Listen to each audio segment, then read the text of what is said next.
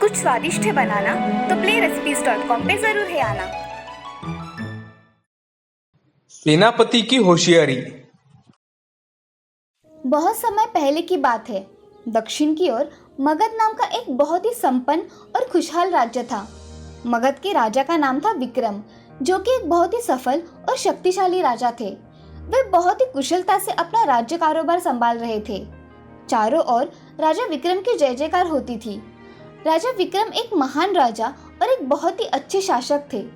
उन्होंने अपने मंत्रिमंडल में बहुत चालाक और शक्तिशाली लोगों की नियुक्ति की थी। राजा विक्रम ने अपने सेनापति के रूप में चंद्रसेन को चुना था, क्योंकि चंद्रसेन बहुत ही बुद्धिमान व्यक्ति था। चंद्रसेन शरीर से दुबला पतला था, लेकिन उसकी अकल बहुत ही ज्यादा तेज थी।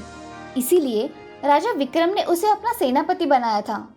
महाराज विक्रम की पत्नी मधुमालती को लगता था कि चंद्रसेन के बदले उनका छोटा भाई भद्रा, जो कि एक बहुत शक्तिशाली है, वो सेनापति होना चाहिए था। इसीलिए रानी महाराज से कुछ दिनों से ठीक से बात नहीं कर रही थी।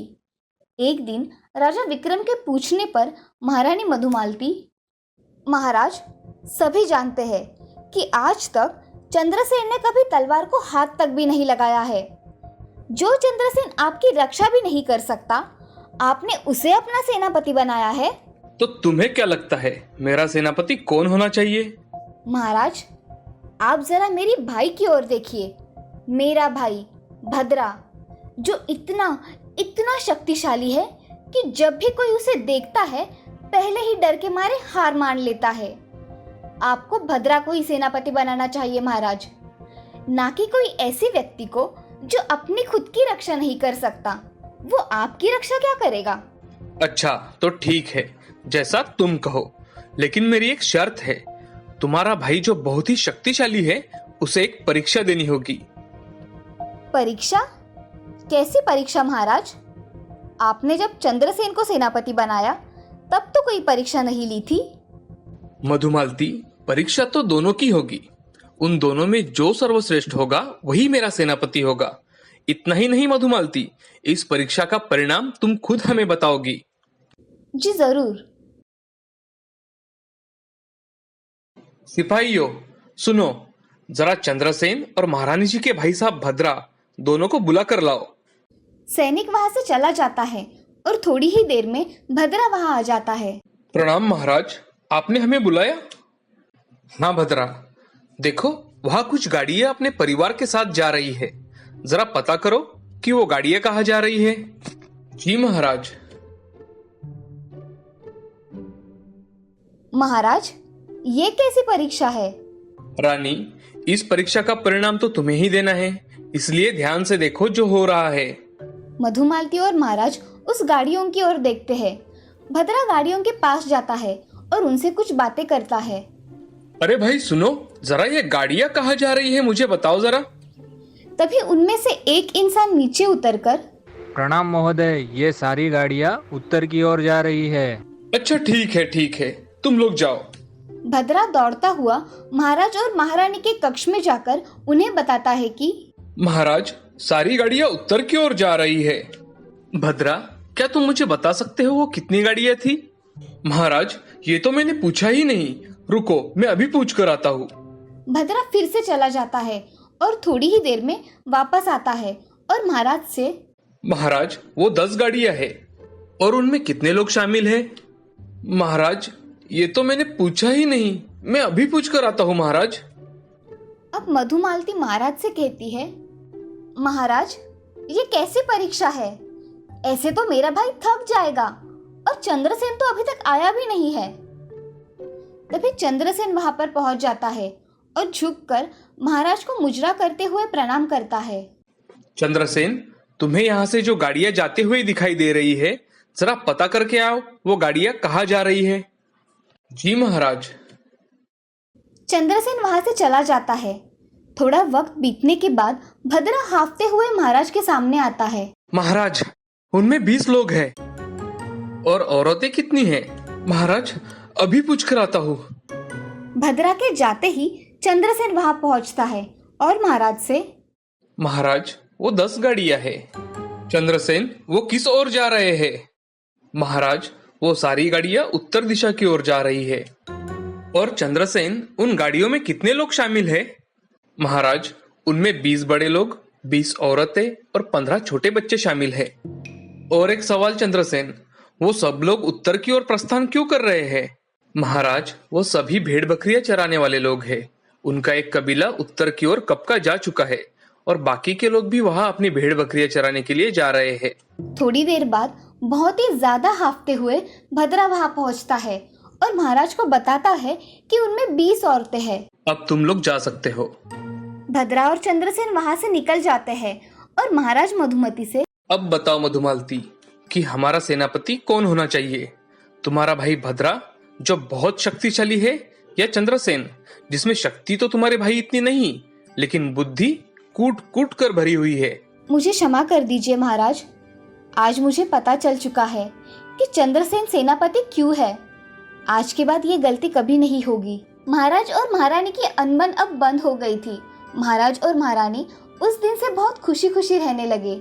इस कहानी से हमें ये सीख मिलती है कि हमें हमारी बुद्धि का इस्तेमाल अच्छे से करना चाहिए, क्योंकि शक्ति से युक्ति हमेशा श्रेष्ठ होती है। एक श्यामपुर नाम के गांव में सुवर्णा नाम की औरत रहा करती थी। सुवर्णा को एक 5 साल की बच्ची थी जिसका नाम था सीता। सीता बहुत ही बुद्धिमान लड़की थी। सुवर्णा के पति की मौत हार्ट अटैक आकर हुई थी। इसी वजह से सीता अपनी बच्ची को लेकर रहा करती थी। वो खुद काम करके घर का गुजारा किया करती थी। एक दिन सुवर्णा के पिता कांतिलाल उसके घर आए और उन्होंने सुवर्णा से कहा, सुवर्णा बिटिया कैसी हो? तुम्हारा घर कैसे चल रहा है? अच्छा चल रहा है पिताजी, कोई चिंता नहीं है। मैं और सीता ठीक है। बेटी मेरी नजर में एक रिश्ता है तुम्हारे लिए। उसकी पत्नी का अभी देहांत हुआ है। उसे भी एक बीवी की जरूरत है। क्या तुम उससे शादी करना चाहोगी? आदमी अच्छा है। नहीं पिताजी, मेरी शादी करने की कोई इच्छा नहीं है। बेटी ऐसा कह के जिंदगी का गुजारा नहीं होता। तुम्हारे अच्छे भविष्य के लिए तुम्हें शादी करनी पड़ेगी। सीता की भी जिंदगी संवर जाएगी। पिताजी मगर मुझे ऐसा लगता है कि आप जल्दबाजी कर रहे हैं। नहीं बेटी, कुछ चीजें समय पे ही की जाए तो ही अच्छा होता है। ठीक है पिताजी, आप जैसा ठीक समझे। ठीक है बेटी, तो मैं आगे बात बढ़ाता हूँ। ठीक है। कांतिलाल अब चाय पीकर वहाँ से चले जाते हैं। अब कुछ दिनों बाद सुवर्णा की शादी उसी गांव के आदमी रंगा से हो जाती है। रंगा की पत्नी की मौत बीमारी की वजह से हुई थी। रंगा के खाने पीने के लाले पड़ रहे थे, इसीलिए रंगा ने दूसरी शादी करने का फैसला किया था। अब रंगा ने सुवर्णा से शादी कर ली थी। उसकी बेटी सीता भी सुवर्णा के साथ रहा करती थी। सीता माँ के साथ उसके नए घर में खुश थी। रंगा भी काम करके घर आया करता था, तो सुवर्णा का स्वभाव और उसके हाथ का खाना खाकर रंगा बहुत खुश था। अब ऐसे ही कुछ साल बीत जाते हैं। सुवर्णा को एक लड़का होता है जिसका नाम शिवा रखते हैं। शिवा बहुत ही नटखट था, तो उसको संभालते संभालते सुवर्णा का दिन कहाँ निकल जाता था उसे पता ही नहीं चलता था। एक दिन रंगा के घर उसकी मौसी आती है जिसका नाम था गौरी। गौरी मौसी बहुत ही उकड़े हुए स्वभाव की थी। उसके यही स्वभाव के कारण सभी उससे डरते थे। वो जल्दी किसी को कुछ भी बोल दिया करती थी, इसीलिए उससे कोई ज्यादा बात नहीं किया करता था। गौरी मौसी जब घर आती है तब, अरे रंगा, नई बहू कहाँ है? दिख नहीं रही। मौसी वो शिवा को सुला रही होगी, मैं देख कर आता हूँ। तभी सीता पानी लेकर आती है। गौरी मौसी रंगा से, रंगा ये लड़की कौन है? मैंने इसे पहचाना नहीं। अरे मौसी, ये सुवर्णा की पहले की बच्ची है। ये भी हमारे साथ ही रहती है। अच्छा, इसे कुछ काम आता है या नहीं? करती है, मगर ज्यादा कुछ नहीं आता उसे अभी तक। अरे उसे ऐसे बिठाकर मत रखा करो, उसे भी काम आने चाहिए। काम करेगी तो कुछ ना कुछ सीखेगी, समझे? जी मौसी, मैं ध्यान रखूंगा। ऐसे दोनों की बातें हो रही थी, तभी सुवर्णा वहां आ जाती है और मौसी के पैर पड़ के उनका आशीर्वाद लेती है। उनके लिए सुवर्णा चाय बनाने चली जाती है। तभी मौसी हाथ मुंह धोने चली जाती है। थोड़ी ही देर में सुवर्णा चाय बनाकर लेकर आती है। रंगा और मौसी चाय पीकर बहुत खुश हो जाते हैं। तभी रंगा सुवर्णा से, सुवर्णा, मौसी हमारे घर महीना भर रुकने वाली है। उनके आदर सत्कार तथा खान पान में कोई कमी नहीं होनी चाहिए। अजी, ये क्या कहने की बात है? मैं उनका अच्छी तरह से ख्याल रखूंगी, आप चिंता मत कीजिए। ठीक है, मैं अभी काम पर जाता हूँ। जी। ऐसा कहकर रंगा काम पर चला जाता है और सुवर्णा खाना बनाने की तैयारी कर रही थी। तभी मौसी थोड़ा आराम करने चली जाती है। खाना बनाने के बाद सुवर्णा मौसी को आवाज देने चली जाती है। मौसी जी, चलिए, खाना बन गया है, हम खाना खा लेते हैं। हाँ चलो, मुझे बहुत भूख लगी है। ऐसा कहकर सुवर्णा के साथ मौसी खाना खाने बैठ जाती है। कुछ समय बाद खाना हो जाता है। तभी सुवर्णा सीता को आवाज देती है। अरे सीता, मेरी थोड़ी मदद करो ना, ये बर्तन उठाकर किचन में लेकर आओ ना। जी माँ। सीता बर्तन उठाकर किचन में लेकर चली जाती है। तभी मौसी को सीता का काम ना करना नजर में आता है। मौसी अब सीता पर ध्यान रखती है। एक दिन सुवर्णा दूसरे गांव काम से चली जाती है। उस दिन मौसी ने सीता से बहुत काम करवाया और उस दिन मौसी सीता से, सीता, ओ सीता, सुनती हो, यह जरा झाड़ू लगा देना। जी दादी, अभी करती हूँ। ऐसे ही पूरे दिन में मौसी उसे बहुत काम बताया करती थी। उन्हीं दिनों में सुवर्णा को कुछ काम के सिलसिले में उस गांव में 15 से 20 दिन और ज़्यादा रहना पड़ा। उसी समय मौसी और रंगा ने उसे बहुत काम बताया। सुबह उठते ही रंगा, सीता, जल्दी चाय बनाओ, मुझे जल्दी काम पर जाना है, मेरा डिब्बा भी तैयार रखना। जी पिताजी, अभी बनाती हूँ। सीता के कम उम्र होने के कारण उसे सारे काम नहीं आया करते थे, मगर वो सब काम करने का प्रयास किया करती थी। सीता रोटी बना रही थी, तभी उसका हाथ जल जाता है और वो जोर जोर से चिल्लाने लगती है। उसकी आवाज सुनकर मौसी किचन में आ जाती है। अरे क्या हुआ, इतना क्यों चिल्ला रही हो? मेरा हाथ जल गया दादी। अरे इतना सा ही तो जला है, कुछ ज्यादा नहीं जला है। मैं तुम्हारी इतनी थी तभी से खाना बनाती हूँ, ऐसे जला तो भी हम काम किया करते थे। चुपचाप काम करो सीता। सीता को ये बातें सुन बहुत दुख हुआ और उसकी आंखों में से आंसू निकल आए। उसके आंसू देख, ये झूठ मूठ का रोना बंद करो और काम करो। काम कौन करेगा? मैं करती हूँ दादी। सीता अब घर के सारे काम किया करती थी। उसकी माँ गांव से लौटकर आने में बहुत ही समय था, इसी वजह से वो चुपचाप काम कर रही थी। रंगा के मन में अब ये बैठ गया था कि सीता उसकी बेटी नहीं है, वो सौतेली बेटी है। इसीलिए रंगा अब सीता से सौतेलों सा व्यवहार किया करता था। एक दिन सुबह घर का पानी खत्म हो जाने के कारण रंगा ने उसे पानी भरने के लिए कहा, तो सीता घर में पानी भर रही थी। तभी पानी भरते भरते उसका पैर फिसलकर वो गिर गई और उसके हाथ को बहुत चोट आ गई। वो बहुत रोने लगती है और घर आकर उसके हाथ को हल्दी लगाती है। तभी रंगा नहा के बाहर आता है और उसे चाय बनाने के लिए कहता है। तभी वो देखता है कि हाथों में चोट लगी है, फिर भी रंगा सीता से, सीता, जल्दी चाय लाओ, मुझे काम पर भी तो जाना है, मेरा टिफिन तैयार है ना? पिताजी, मैं आज फिसल कर गिर गई तो मैं आज टिफिन नहीं बना पाऊंगी। क्या बोली तुम? टिफिन नहीं बना पाओगी? मैं क्या खाऊंगा? और इतना सा लगने पर इतना बवाल करने की कोई जरूरत नहीं है। पिताजी, मेरा हाथ बहुत दुख रहा है, आप आज बाहर से कुछ खा लीजिए ना। ऐसा कहते ही रंगा बहुत आग बबूला हो गया और उसने सीता को बहुत मारा। उसकी मार की वजह से सीता फूट फूट कर रोने लगी और सीता रंगा से, नहीं पिताजी, मुझे मत मारिए, नहीं। उसका बदन मार की वजह से बहुत दर्द करने लगा। वो एक कोने में जाकर बहुत रोने लगी। उस दिन मौसी ने खाना बनाया, मगर मौसी ने भी उसे खाना खाने के लिए नहीं दिया। अगले दिन सीता का बदन मार खाने की वजह से बहुत दुख रहा था। उस दिन उसकी माँ घर आ जाती है और सुवर्णा सीता से, सीता, तुम्हारी तबीयत ठीक है ना? चेहरा बहुत उतरा हुआ लग रहा है। माँ, मैं ठीक हूँ, मुझे थोड़ा बुखार लग रहा है, बाकी कुछ नहीं। ऐसा कहकर सीता सच्चाई उसकी माँ को नहीं बताती। अब कुछ साल ऐसे ही बीत जाते हैं। सीता बड़ी हो जाती है। शिवा भी अब बड़ा बन जाता है। शिवा का स्वभाव बहुत ही घमंडी और लालची था। कुछ दिनों बाद सुवर्णा और रंगा ने सीता की शादी एक सुधीर नाम का लड़का देखकर कर डाली। सुधीर घर का गरीब था, मगर उसका स्वभाव बहुत ही अच्छा था। वो दोनों मेहनत करके कमाते थे और अपना गुजारा किया करते थे। शिवा भी अब बड़ा हो गया था। वो अपने माता पिता की थोड़ी भी चिंता नहीं किया करता था। एक दिन शिवा उसके पसंद की लड़की से शादी कर लेता है और दोनों घर आ जाते हैं। उन दोनों को देख रंगा और सुवर्णा हक्का बक्का रह जाते हैं। उन्हें देख रंगा, शिवा, तुमसे मुझे ये उम्मीद नहीं थी। शिवा, तुम्हें अगर शादी ही करनी थी तो एक बार पूछ तो लिया होता, सीधा शादी करके आ गए। मुझे आप दोनों से पूछने की कोई जरूरत नहीं है। ऐसा कहकर शिवा और उसकी बीवी स्नेहा घर में आ जाते हैं। घर में आते ही सुवर्णा स्नेहा को घर के सारे तौर तरीके सिखाने में लग जाती है। स्नेहा भी मन लगाकर सब काम सीख रही थी। कुछ दिनों बाद शिवा शहर में नौकरी करने के लिए चला जाता है और वो स्नेहा को भी साथ में लेकर जाता है। रंगा और सुवर्णा अब घर में अकेले रह गए थे। एक दिन रंगा के पेट में बहुत दर्द होने लगा तो उसे सुवर्णा अस्पताल लेकर गई। अस्पताल जाते ही सुवर्णा ने सीता को फ़ोन किया। सीता, तुम्हारे पिताजी को अचानक पेट में दर्द होने लगा तो मैं उन्हें अस्पताल लेकर आई हूँ। तुम जल्दी आ जाओ। माँ, मैं अभी आती हूँ, तुम चिंता मत करो। हाँ।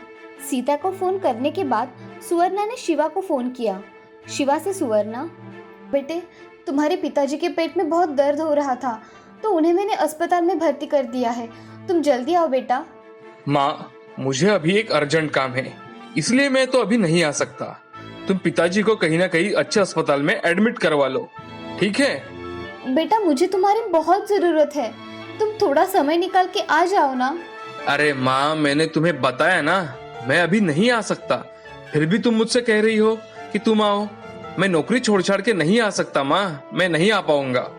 ठीक है बेटा, मैं फ़ोन रखती हूँ। हाँ, रखिए। शिवा ऐसा कहकर उसकी माँ का फ़ोन रख देता है और अपने काम पर चला जाता है। तभी थोड़ी देर में अस्पताल में सीता आती है। सीता को देख सुवर्णा, सीता, तुम आ गई। डॉक्टर बोल रहे हैं कि उनकी किडनी खराब हो गई है, उन्हें दूसरी किडनी देनी पड़ेगी। मेरी किडनी भी नहीं चलती, अब मैं क्या करूं? माँ, मैं डॉक्टर से बात करके देखती हूँ। ठीक है। अब सीता डॉक्टर से मिलने जाती है और डॉक्टर से, डॉक्टर साहब, मेरी किडनी मेरे पिताजी को चल सकती है क्या? आप ज़रा देख लीजिए ना, मैं देने के लिए तैयार हूँ। हमें आपका ब्लड लेना पड़ेगा, बाद में उसे मैच करके पता चलेगा आपकी किडनी उनको चलती है या नहीं। ठीक है डॉक्टर, आप मेरा ब्लड सैंपल ले लीजिए। नर्स उसका ब्लड का सैंपल लेकर टेस्ट के लिए भिजवा देती है। सीता बाहर आकर अपनी माँ के पास बैठ जाती है और कुछ समय बाद टेस्ट के रिपोर्ट आ जाते हैं। सीता की किडनी रंगा को चल सकती है, ये डॉक्टर बताते हैं। तभी सीता किडनी देने के लिए तैयार हो जाती है। सीता और रंगा का ऑपरेशन हो जाता है और रंगा के नज़दीक के बेड पर सीता को सोता हुआ देख रंगा बोलता है, सुवर्णा, ये सीता यहाँ क्यों एडमिट है? और शिवा बेटा कहाँ है? सीता ने आपको किडनी दी है जिसकी वजह से आपकी जान बच सकी है। और रही बात शिवा की, तो शिवा आया ही नहीं है। रंगा ये बात सुनकर बहुत सोच में डूब गया और उसके आँख से आंसू निकलने लगे। तभी रंगा सुवर्णा से, सुवर्णा, जिसे मैंने कभी अपना माना ही नहीं, आज उसी ने मेरी जिंदगी बचाने के लिए खुद की जिंदगी दांव पर लगा दी। और जिसे अपना समझा वो तो एक बार मुझे देखने के लिए भी नहीं आया। मुझसे बहुत बड़ी गलती हो गई सुवर्णा, मुझे सीता से माफी मांगनी है। सीता को जब होश आएगा तब आप उससे बात कर लेना। अब आप आराम कीजिए। हाँ, ठीक है। ऐसा कहकर रंगा सो जाता है। थोड़ी देर बाद दोनों को होश आता है। उसी समय रंगा सीता से, बेटी, मुझे माफ कर दो मेरी बेटी, मुझसे बहुत बड़ी भूल हो गई, मैं तुम्हें कभी समझ ही नहीं सका। पिताजी, अब ऐसे बात मत कीजिए, मैंने कोई एहसान नहीं किया है, एक बेटी का फर्ज अदा किया है। अब आप आराम कीजिए पिताजी। बेटी, क्या तुमने मुझे माफ कर दिया? हाँ पिताजी, मैंने आपको कब का माफ कर दिया। ऐसा सुनकर रंगा चिंता मुक्त हो गया। अब कुछ दिनों बाद रंगा और सीता घर पर आ जाते हैं। अब रंगा और सुवर्णा अपनी बेटी के साथ खुशी खुशी रहा करते थे। इस कहानी से हमें ये सीख मिलती है कि हमेशा दूसरों के प्रति अच्छा व्यवहार करना चाहिए, किसी के प्रति मन में बुरी भावना नहीं रखनी चाहिए, हमेशा अच्छा वर्तन करें।